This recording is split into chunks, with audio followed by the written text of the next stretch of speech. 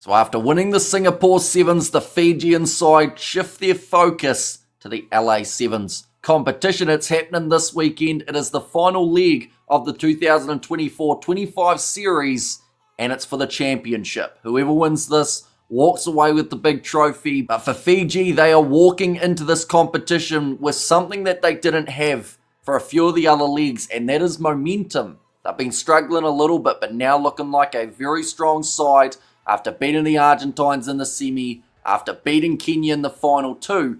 They'll be looking forward to the next challenge. Now, throughout this preview, we'll be looking through at the team list that has been announced, which also includes a couple debutants for this Fijian team. We will look at their previous fixtures and then also who they will be playing in the upcoming Sevens competition as well. But jumping straight into it, Sevu Mothinotangi, Kavakini Tane Vanua Kula, Tera Wailangi, Ezekiel Basialo, Eviaili Masuri Nasova. He is one of the three players who can make a potential debut for this LA Sevens. Lasaro Bongisa, another man, could have a debut. Tario Vailawa, Felipe Satoranga, Sakiusu Sanila, Waisia Natongu, Georgie Nasova, who hopefully will be able to increase his try-scoring tally just like he has throughout the other leagues of the Sevens. Manueli Maisama and Asia Nawai, the last man who could make that debut. But for the Fijians, yes, they've got a few changes here, but the structure and the foundation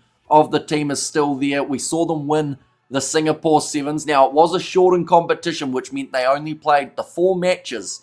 They still had to win them, beating the USA, beating New Zealand 36 points to 5, which was an absolutely massive victory for this Fijian side. Another massive one was up against Argentina, winning it 33 points to 27 in the semi-final, and then facing an unlikely foe in the final. It was the Kenyans. They were able to win it 21 points to the 12. So heading into these matches, they are a part of Pool B, and one of those teams I mentioned are in the Fijian group, and it's actually their opening contest taking place at 6:06 a.m. New Zealand time, and that is Fiji versus New Zealand. Now, with the format the way that it is for this league, pretty much every win absolutely crucial. Just like in Singapore, they have to beat the Kiwis in that opening contest. For their second game, they then face the other Trans-Tasman side in Australia, 9:07 a.m. New Zealand time, and that will be a very entertaining fixture too. Australia have been a bit hot and cold, but they're within that top 8, and that is all that matters at this stage of the comp. And then their third game, it will be up against the Spanish. That is taking place at 12:13 p.m. New Zealand time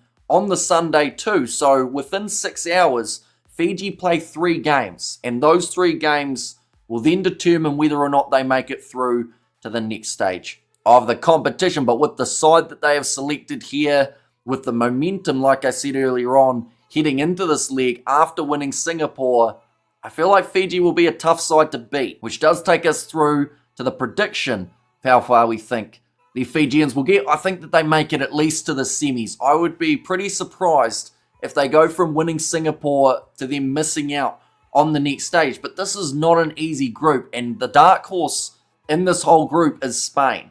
No one really knows what they're going to do here. They've had some outstanding games throughout the Sevens circuit. This is as close as they've been to the opportunity of winning the Sevens circuit. We've got to remember last year they were fighting in the relegation zone.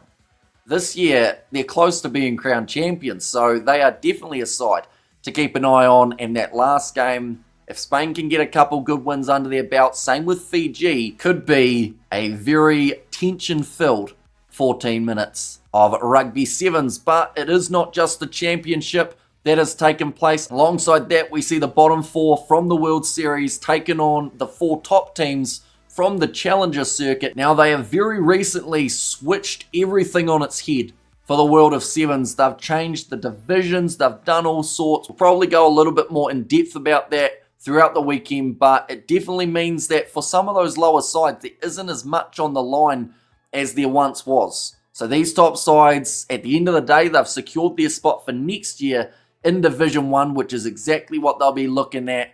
And hopefully it's going to be an entertaining one throughout this LA Sevens comp. But we will be doing the live commentary on the channel. So if you are new, be sure to leave a like and subscribe. Let me know how you think Fiji will go in the comments too. And I will see you all for the next one.